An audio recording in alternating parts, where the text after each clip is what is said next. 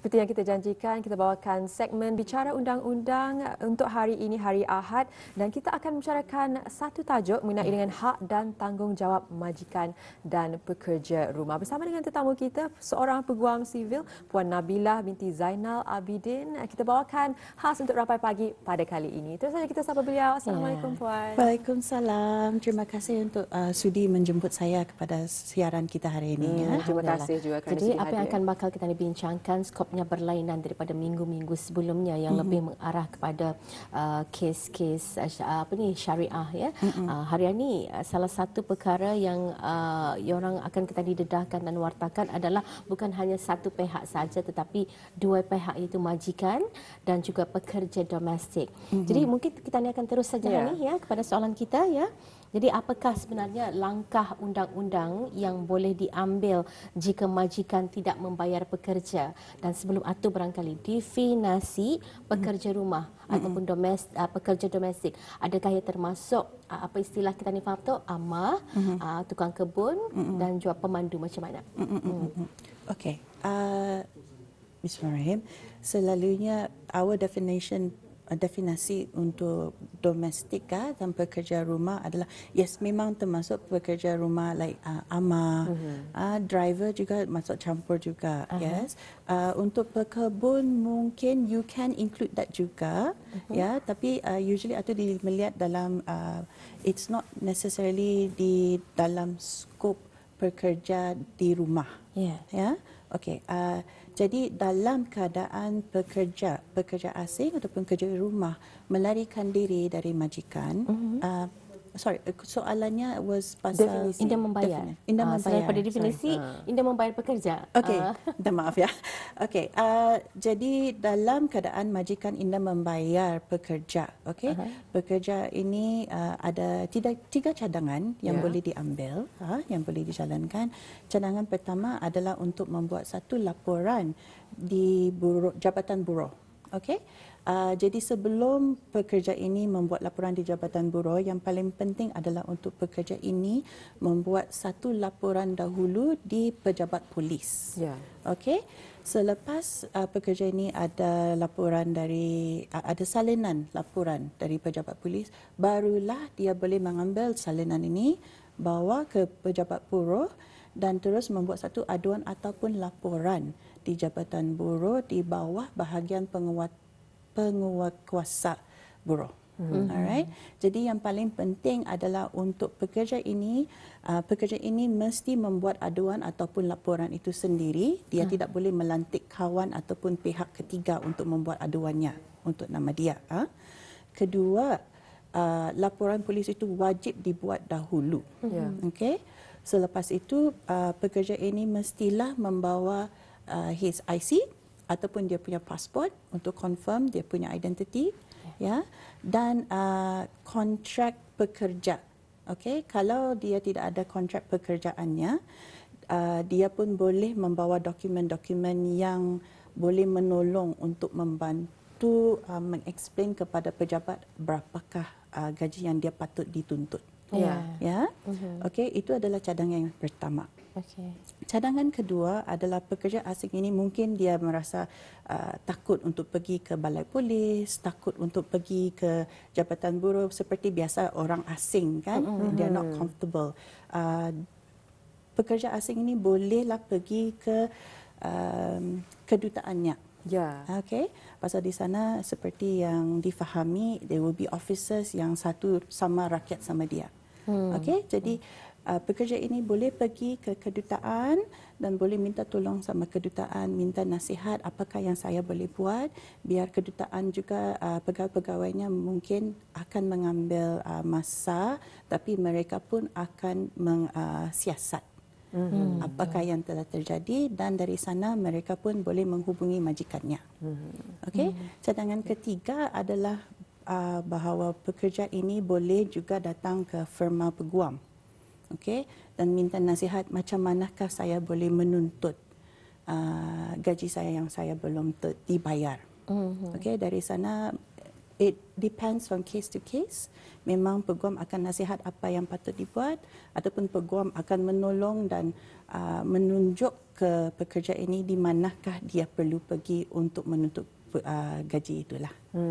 Jadi itu dari perspektif seorang pekerja domestik. Bagaimana pula dari perspektif majikannya? Apa yang harus dilakukan jika pekerja itu lari daripada rumah? Okay. Now, kalaulah pekerja lari dari rumah, which is very common sekarang ya, okay, dalam situasi di mana pekerja lari dari rumah, yang paling penting adalah untuk majikan membuat laporan polis dahulu.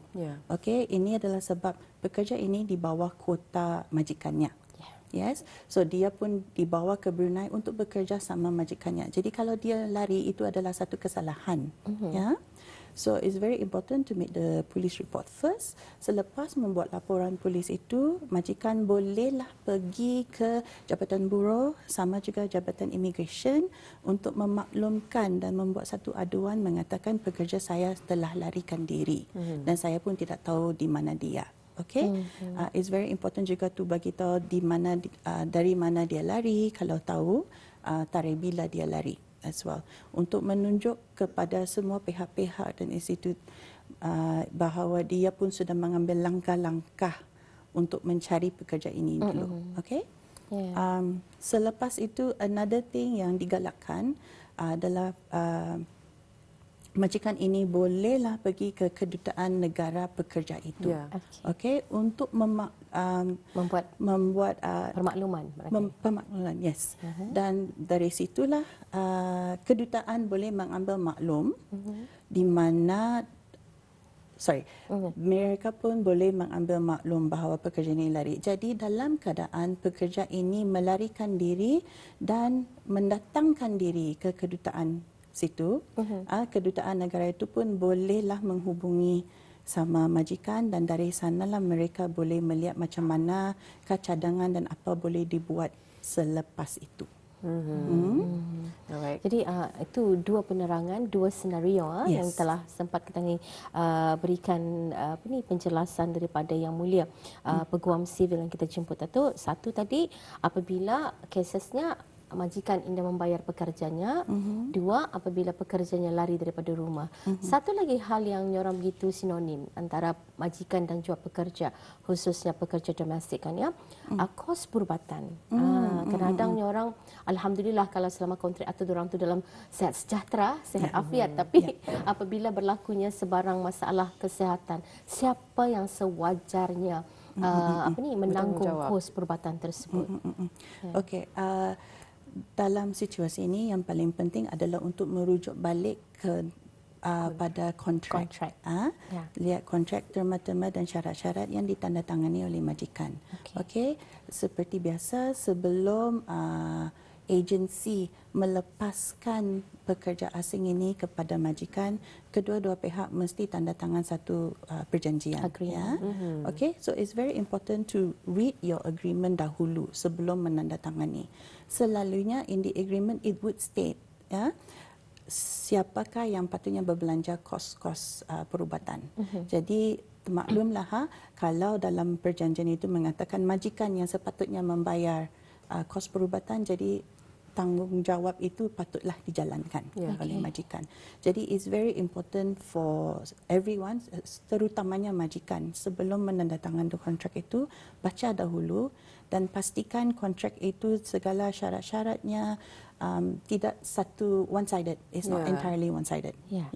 But in most situations is usually the employer lah, majikan. Jadi haruslah memastikan supaya tidak bersebelahan kepada satu pihak sahaja, haruslah mengimbangi di antara majikan dan juga pekerja domestik tersebut. Bercakap tentang kontrak dan perjanjian, ingin diketahui sebenarnya siapa yang menetapkan perjanjian kontrak tersebut? Adakah majikannya ataupun ejen dan sebagainya? Selalunya kontrak itu dari sefahaman saya, ya, kontrak itu disediakan oleh agensi, okey. Tetapi sebagai pihak yang akan menandatangani kontrak itu, majikan ada hak untuk membaca dahulu sebelum menandatangan. Kalau ada syarat-syarat yang dia tidak setuju, bolehlah dibangkitkan dan minta, oh saya tidak setuju sama syarat ini, it's one-sided. I want to include berapa-berapa yang saya rasa fair lah, equal kepada dua-dua pihak. It's something that is very important. Jadi maksudnya di sini, di sinilah juga letaknya di mana majikan itu ada hak untuk bersuara, ada preferencesnya sendiri juga. Betul. Sebelum ia mempersetujui agreement ataupun perjanjian yang perlu diturun tanda tanganannya. Nyorang kadang-kadang kita ni perlu teliti dari awal benar. Kalau tadi nyorang asal ada sejak pekerja itu, apabila ada masalah berbangkit, di sini tah nyorang kepayahan itu. Kalau kita ni berbalik juga kepada hal pertama tadi tu, apabila majikan indah membayar gaji pekerja itu, rasanya di sini ada kalau sekiranya sabit, umpamanya pekerja itu membawa ataupun memidanakan kalau istilahnya betul mensus gitu, memidanakan majikannya tu kerana indah membayar dia punya gaji tu, apa mungkin ada akta-akta yang telah diperuntukkan dalam hal ini? Okey, akta-akta yang akan diikuti lah untuk this hal, because it's based on a agreement, contractual agreement. Jadi we will look at the contract act lah. Akta kontrak Brunei. Jadi one of the main contracts that we will look at is that based on the contractual agreement, dua-dua pihak berjanji dan bersetuju pekerja ini akan dibayar, let's say dalam 300 sebulan. Itulah satu standard lah. Akan dibayar 300 sebulan selama tempoh 2 tahun. Ya.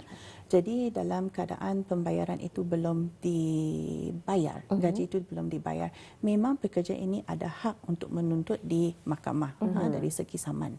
Okey, tapi in terms of contractual agreements ada juga masa limitation lah.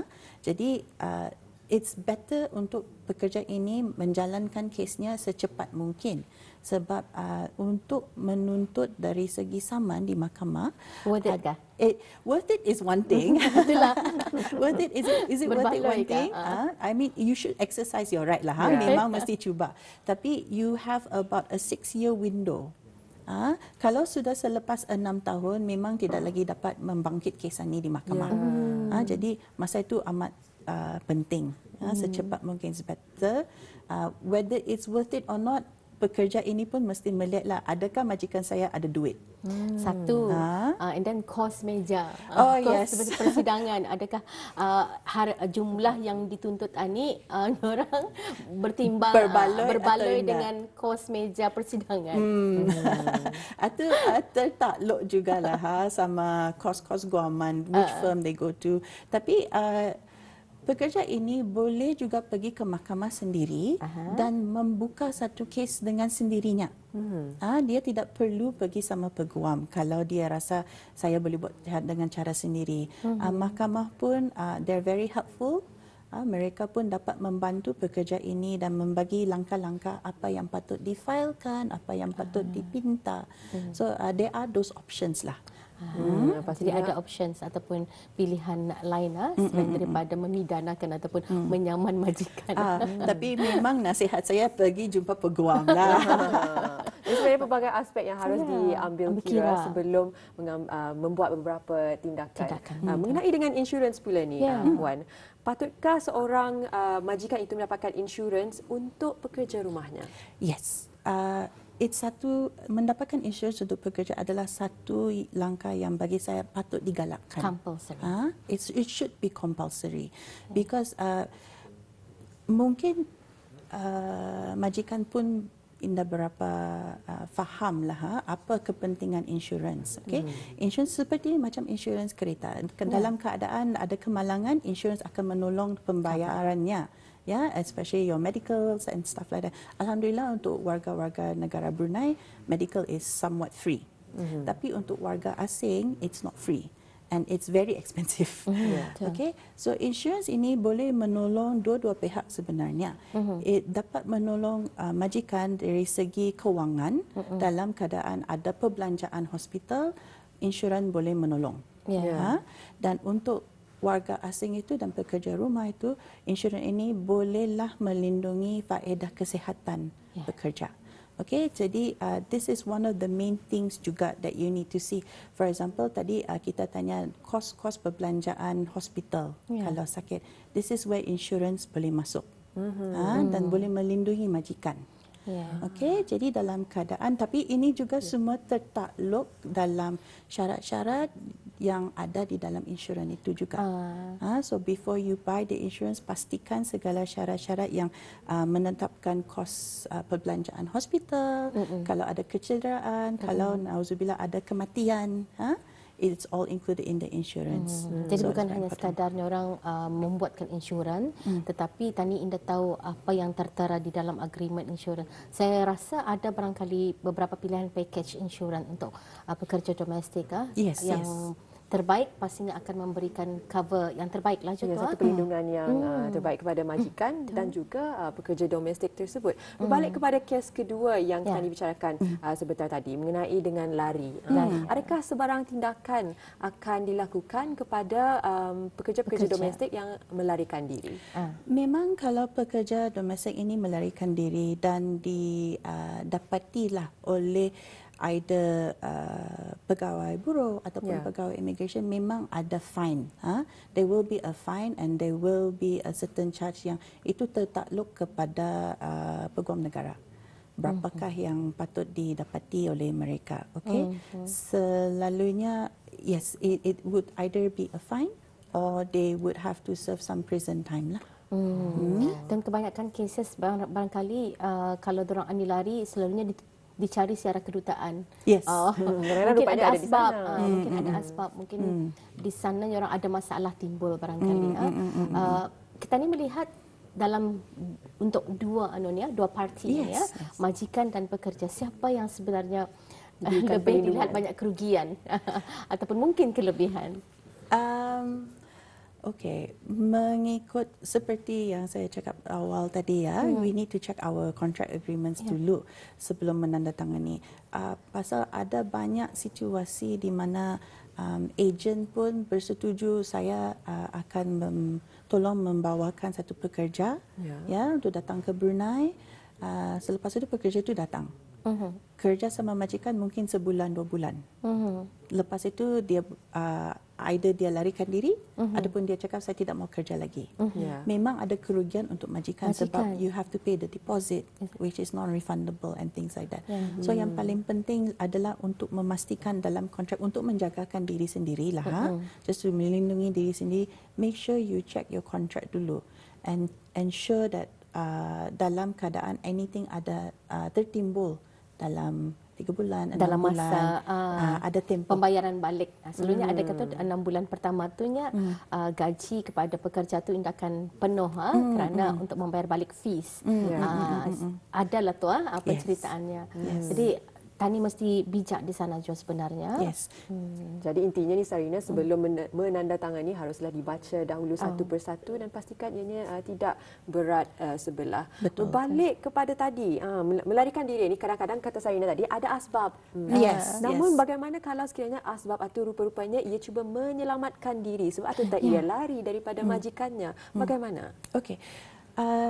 Dalam keadaan pekerja ini melarikan diri sebab dia akan menyelamatkan diri dari majikannya. Pekerja ini selalunya dalam situasi macam ini selalunya dari sefahaman and my own experience, mereka akan melarikan diri ke kedutaan mereka. Di sana pun mereka akan minta tolong dari kedutaan, ada yang tidak patut telah berlaku kepada saya. Jadi dari sana pegawai kedutaan juga akan menolong mereka untuk membuat laporan polis.